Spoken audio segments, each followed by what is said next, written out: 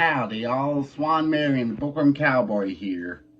Here to do another chapter of The Trumpet of the Swan by E.B. White. Chapter 16, Philadelphia. Lewis worked all the last week of September for the Swan boat.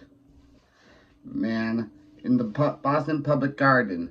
He was a great success and was becoming famous. On Saturday, the boatman paid him $100 in cash, which Lewis placed carefully in his money bag. Boatman, after paying the first night's bill at the Ritz-Carlton Hotel, decided to let Lewis sleep on the lake instead of in the hotel. That suited Lewis better. He slept with the ducks and the geese on the lake, floating gracefully on the surface of the water, his head tucked under his wing.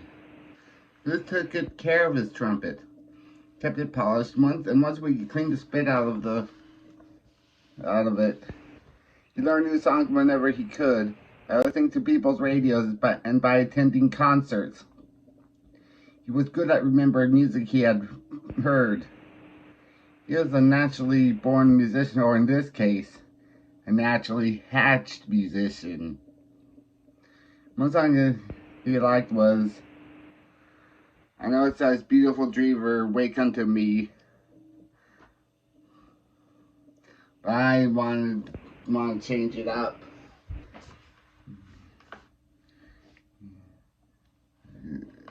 By using Earth Angel.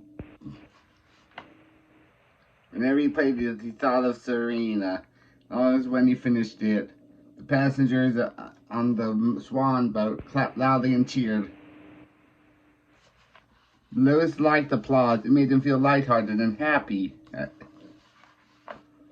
Sometimes, at the end of the afternoon, Lewis played "Now the Day Is Over." He made it sound sweet and sad. One afternoon, when he was reading the last trip of the day, he played the Cradle Song by Brahms. Passengers sang the words, "Lullaby and good night, with Rosie's delight." The boy in the front seat of the boat pulled an air rifle from his jacket and began shooting BB guns at Lewis' trumpets. Whenever a shot hit the horn, it made a pinging sound. So the cradle song sounded something like this: "Lullaby, ping." No, he didn't die. And good night, with Rosie's delight.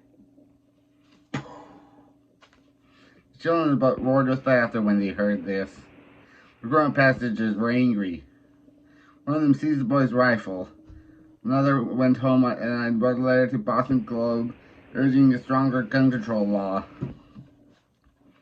On some afternoons, at the end of the day, people gathered on the shores of the lake, listened to while Lewis played taps.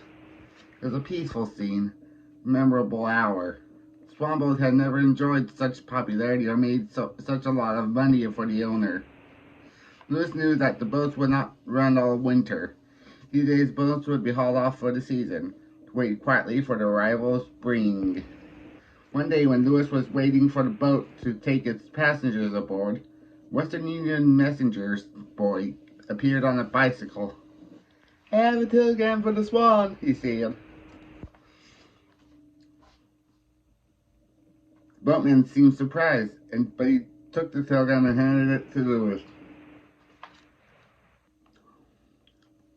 who opened it promptly.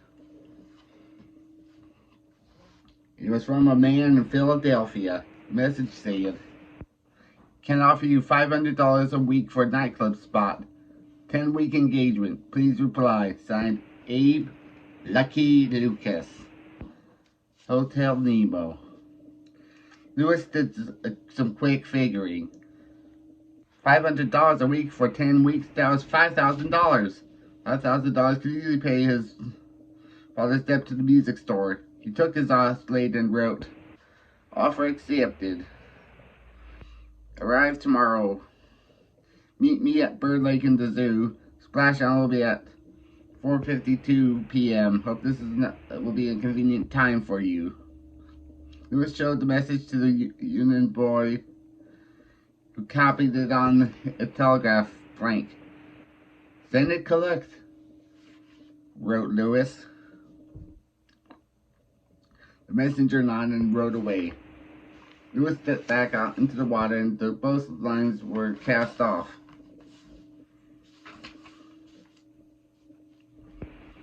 Hold on, I'm shaking along this.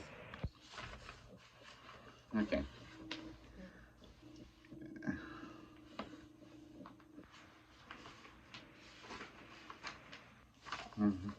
He knew it was his last appearance with the Swan boat, and he felt a little sad. It was a warm, quiet Sunday afternoon, the last Sunday in September. Lewis played all his favorite tunes: Lazy River, Earth Angel, Oh Ever in the Greening Spring, Now the Day is Over, I Want to Break Free. Not really. And then at the boat near the dock, he raised his trumpet and blew taps. A last note echoed from the walls of the Ritz and lingered over the public gardens.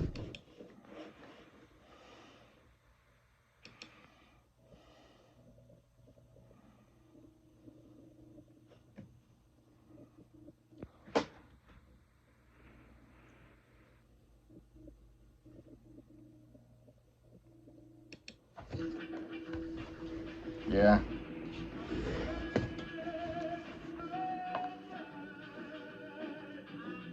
It was a sad farewell. For the people of Boston, it meant the end of summer.